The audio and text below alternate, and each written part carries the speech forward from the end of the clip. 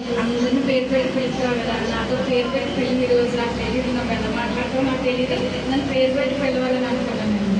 అన్న తర్వాత పాస్టర్ గారు అందరి గురించి మాట్లాడుతున్నారని ఫస్టే మామూలుగా అందరికీ చెప్పారు కదండి, వారం తిరిగేటప్పుడు మీ కార్యం చేస్తాను, పేర్లు అని చెప్పను, కానీ నేను మాట్లాడుతున్నాను, అందరితోనే మాట్లాడుతున్నాను, వేనండి అని చెప్పేసి పాస్టర్ గారు అన్నారు.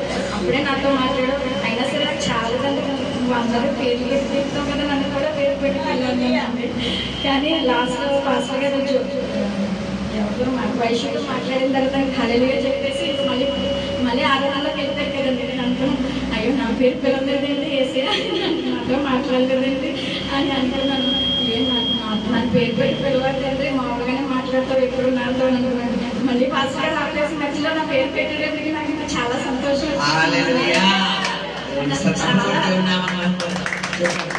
ఎంతో ఆశపడ్డాను, నా పేరు పిలవాలి తండ్రి, నా పేరు పెట్టి నాతో మాట్లాడు, ఇలా కాదు నాతో డైరెక్ట్గా మాట్లాడని చెప్పేసి చాలా అడిగాను.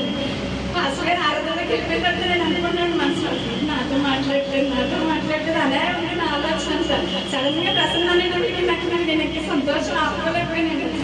నిజంగా దేవాలయంతో వందనాలు తెలియజేసుకుందండి. షాప్ దగ్గర పాస్టర్ గారు నాకు చాలా సమస్యలు ఎదురవుతున్నాయి నేను పనిచేసే చోట. ఆ సమస్యలన్నీ కూడా దేవుడు తొలగిస్తానని ఈ రోజు నాతో మాట్లాడినందుకు చాలా సంతోషం.